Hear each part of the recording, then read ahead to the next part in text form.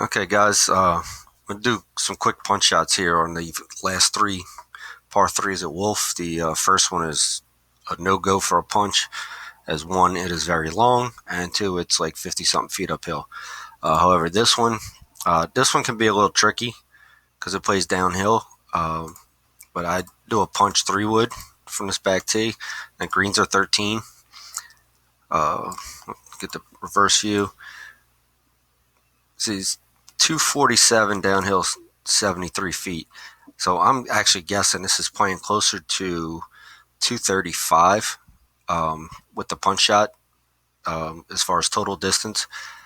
But I'm actually going to kind of play it closer to about 220 with this. It's going to release a little bit, but for this shot, I actually play half spin. And then I'll do just a hair short of full. Oops, I mishit it. But hopefully you can still see kind of how the ball reacts on the green. See, if I actually hit that towards the hole, I'll get a much better result. So that's one way to do it. The other one, go back.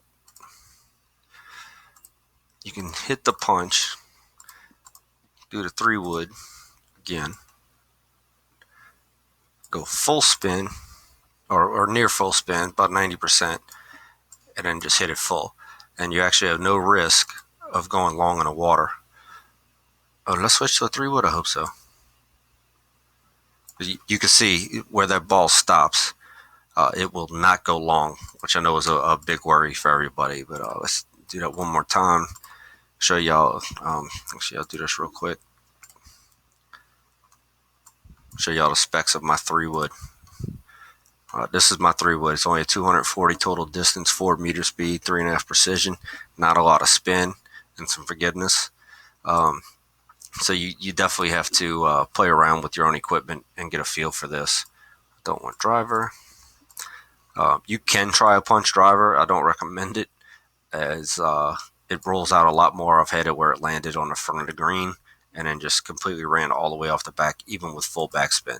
So, but again, for me, 249 yards with a 232 yard shot. The ball's actually going to carry only about 225, 230, and then release some the rest of the way. And again, I don't do full. It's probably about 96, 97%. So, sometimes I will take my time a little more to get this correct. I'd say that was a little short, too much backspin. But hopefully you get an idea there. So I'm going to pause this real quick and catch up to the other par threes and get right back.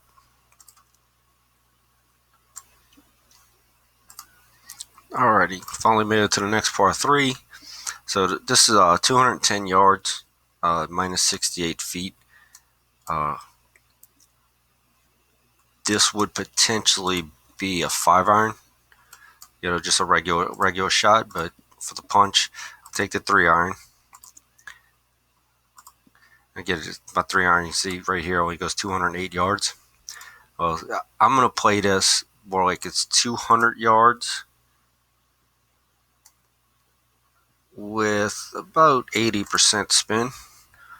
And remember, even though with the punch shot, like I've mentioned before, you can play like half the wind.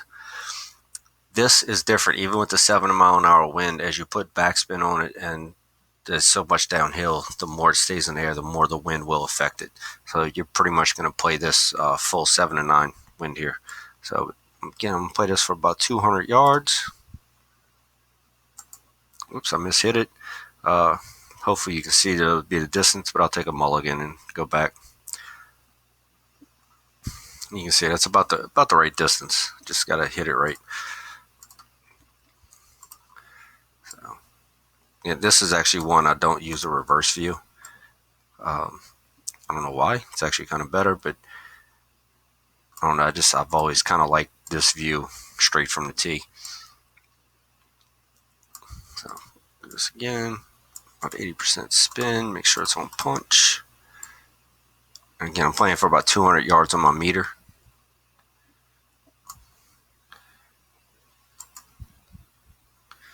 I was kind of right. That actually might be a little long. Nope, that was the right distance.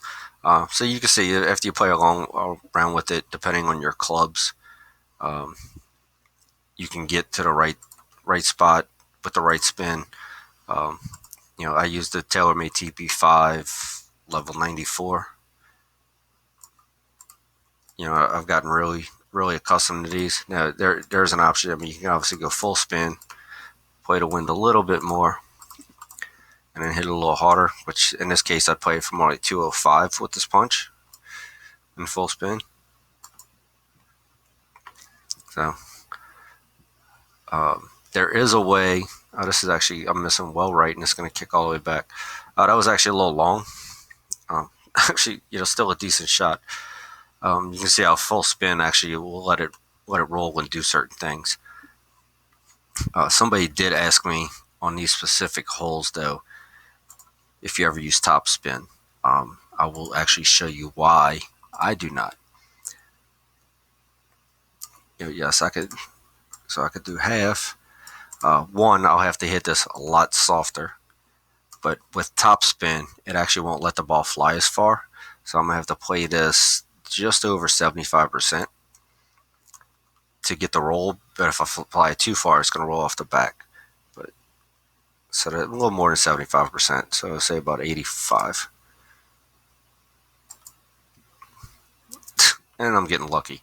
But watch where this one lands to where it rolls to. That's a good 10-15 yards short, and I got lucky and used a slope. But that is why I would not recommend that. So I'm gonna pause it and get to the last par 3 for y'all. All right, finally made it to the last par 3 here. This one is actually more simple, but you definitely want to pay attention to the slope. Although I don't know what a lot of the new pin locations are on some of these holes. But again, punch. And a lot of these, if you use full spin, which I actually show you what can happen. Play this a little more because of slope. But even though I use backspin, it's still only playing straight yardage of what it actually says, the 116. You can kind of eliminate the 34 feet when you use full backspin. So, but I'm still going to play it for about 116. Damn, my meter is jumpy today. But you can see, watch, this is going to hit, and it's actually going to spin backwards. Now with the tournament greens, it's actually not bad. It rolls out some. But if you want a little more control, I'd recommend only about an 80% backspin. About right here. Still going to play the wind. It's better. And then I'm going to play it about 115-ish. This should kind of one hop, stop, maybe spin back just a little bit. But you can see that. I mean, that's the perfect distance. The ball didn't really go forward or backwards at all. So, definitely play around with it. You have many of options. I could also play this for more of the slope. Spin back and do full. And then watch what happens when I do full 9-iron. Obviously the ball's going to fly much further and react a little different on the green. But still, all in all, playing the slope and knowing it, all in all, that's still not a bad shot if you decide to do full backspin and a full shot. But I'd recommend, getting a little touch. I like the 80% backspin on a lot of my irons just because it has that one hop and stop effect, as you see with the tour players. Not really backing up, and then always 34 feet is going to be about the same straight distance yardage with the punch, and that could have a chance. So, but you can see how the ball reacts. You really have a lot more control over that than, say, if you were to do a full shot, which I'll do that just before I finish this. And do a full shot on this, I would actually go down to a pitching wedge, play a lot more of the wind, Still do about 80% backspin, but I'm not going to quite play. I'm playing this for about 110-ish, 112.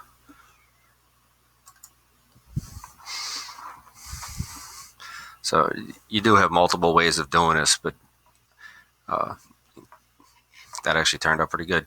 So the ball stopped about the same, which is why I do the 80%. But trying to judge your clubs, that way the wind can take a lot more effect on a punch shot. Obviously, I have low wind, which is why that worked out. But, sometimes in Clash, we get that 15, 20 mile per hour wind, and a punch shot, it will be a little more reliable. So hopefully I was able to help y'all out. Hope y'all enjoyed it.